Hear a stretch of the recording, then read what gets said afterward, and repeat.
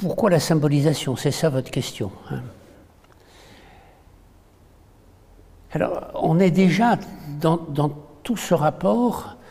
Alors, bon, moi j'ai une formation scientifique au départ, et j'aime bien que les choses soient y compris. Le vocabulaire de la psychanalyse, c'est des mots, mais c'est surtout des concepts. Et les concepts, ça ne se traite pas simplement comme des mots. Autrement dit, je suis très sensible à ce que les concepts cernent bien ce qu'ils prétendent cerner. Alors, je vais vous donner un exemple. Couramment, on entend dire il n'y a pas de représentation, c'est une expérience sans représentation, etc. C'était la terreur, il était horrifié, mais il n'y avait pas de représentation. Ça n'a pas de sens. Si quelqu'un est terrorisé et horrifié, c'est bien parce qu'il y a une représentation d'une manière ou d'une autre. Autrement dit, des expériences sans représentation, ça n'existe pas.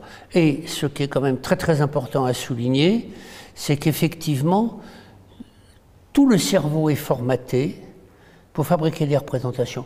Et notre appareil psychique ne peut pas fonctionner sans représentation.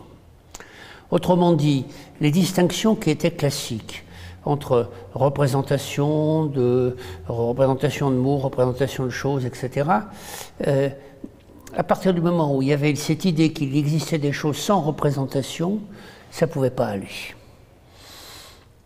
Parce que le cerveau fait un travail de représentation, sauf que c'est un travail de représentation cérébrale. La perception, c'est une représentation. Alors il faudrait dire représentation perceptive. Bon, alors ce qu'on appelle la représentation beaucoup plus couramment à l'intérieur de notre appareil psychique et de notre vocabulaire et de nos discussions, ce qu'on appelle représentation, ça comporte une particularité, c'est que ce sont des représentations qui d'une certaine manière sont réflexives. C'est-à-dire que ce sont des représentations qui comportent l'idée qu'elles sont des représentations et pas des perceptions, par exemple. Donc des représentations réflexives et non pas des représentations perceptives. Bon, alors c'est compliqué. Et je me suis avisé comme ça, mais enfin c'était quand même le terme, il était disponible plus ou moins dans la pensée psychanalytique contemporaine.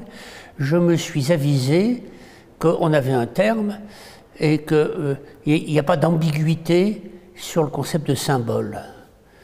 On sait qu'un symbole est une représentation.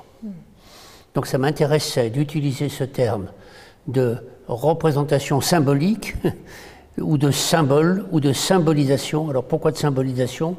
Et ça vous verrez, on reviendra dessus. Ce qui m'intéresse, c'est pas la chose, c'est le processus. Symbolisation, ce qui m'intéresse, c'est que c'est un travail de symbolisation. Donc,